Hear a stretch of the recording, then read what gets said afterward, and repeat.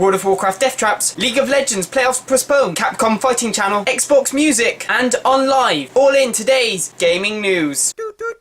Hello and welcome to today's gaming news. First up we have World of Warcraft death traps. Basically what's been happening is somebody's been hacking the game. There's a set of tools basically and then people are logging in on level 1 characters, running to their main city, so Stormwind and Orgrimmar and whatever, and then hitting a button and then everyone dies. This has been started off in the European servers and it's actually even moved over to the US servers.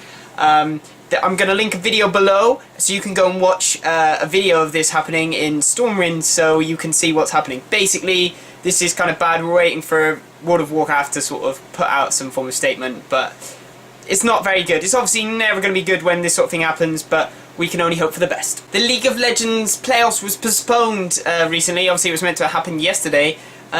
This was all down to disconnections from players. So they would be playing and then just random disconnects and stuff. So they thought, no, we're going to scrap it. This isn't fair.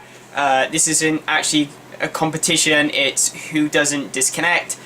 Where League of Legends is high stakes in obviously in money and actually in the gameplay. Like if you're not there for a minute, yeah, that's like that could screw your whole game up. So they've postponed it until they can sort out all the disconnection issues. So we can only hope for the best.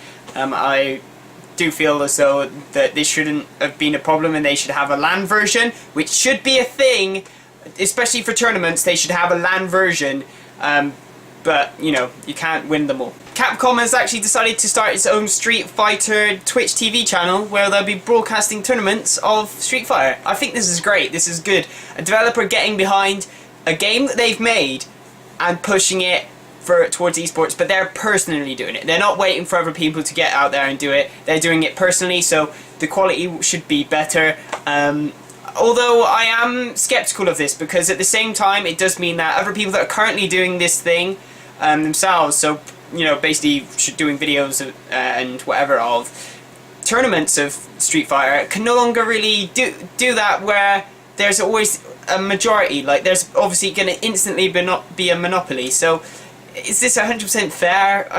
Yeah, because it's their game. But is it, you know, there's going to be some people that's going to get left out, and obviously anyone new coming to the thing is going to have to bring something really big, or they're going to have to be a really good personality just from the get-go. They're not going to be able to slowly build up, because there's going to be such a big competition.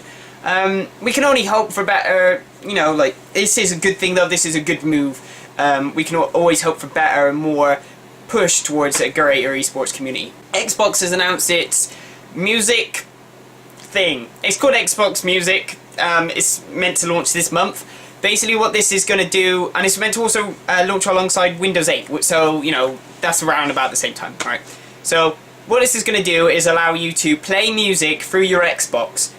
You can have ad-supported music, so mostly thinking of stuff like live FM and whatever, you know, like radio style where you have adverts in the middle of it, you know, Spotify, similar to that sort of thing.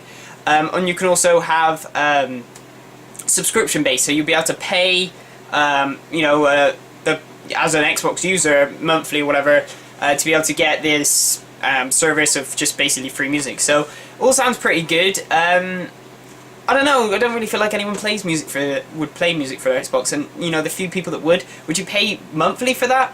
I don't think you would. I don't know, maybe if this is on Windows 8 as well, it's more of like an open platform. You could like just download it to your, you know, your iPod or whatever, and then pay through a link, sort of like how iTunes does it. And that would be good, that would be great, I would like that, but is this going to happen the other way around? Probably not. Onlive, the company that does the online streaming service, nearly went under, or pretty much, I thought it did. I thought it was gone. They've come out with a plan to be able to keep doing what they plan to do, which is stream Onlive games. So you don't ever have to have good hardware. You just have to have literally a monitor and a way of connecting to the internet, and they will stream a game to you. Obviously they've got a battle plan. They think it's going to work, but for the most part, I feel like this isn't really a good idea. This is not a good idea for consumers. So me and you, nah. Mostly because you don't own the disc. You don't own the hardware. You pay monthly to be able to rent basically these games, and then if you know, don't want it anymore, you know, it's gone. You can pay for it on their service. But if they ever was like, we're going to shut down, you have no games. None of those belong to you. None. And that's just shit. That's just not a good place for you and I to be. And also, internet connection. Yours goes down, no games, no playing games, can't do it. You want to have a good if without like a gigabyte connection, you've got to, like, basically you hit your keyboard here, and then it sends all the way to their servers, and then it sends it back to you to show what's happening on screen. Which would be fine, but like, let's say you're playing something that, you know, that's like a couple of MS extra. That means you're going to be slower than the other guy on the other end. So if you're playing a multiplayer game, woof, if you're playing anything that's really, you need to be really fast to react to what's happening, nope, not happening. Like, you want to play Street Fighter, like I just talked about a few minutes ago, no way, not going to work at all. It's just going to be way too hard. It's like Twitch reactions that you need for some of these games, or most games, I feel, needs pretty much Twitch. Like, there's a few things that you can do on this, okay, which is old school RPGs where you just, your options, so like something like Pokemon would fit really well, because you just hit A, and then it doesn't matter, you could take 10 years to reply, or whatever, and you know, you move up, and it's like, take 10 years, and it wouldn't matter too much. Although, if you do go too far up on accident, you won't, because you've held down up for too long, and then you walk into a mob, and you just like, oh shit, I'm gonna walk into a mob, stop, and it just walks anyway. That would be really annoying.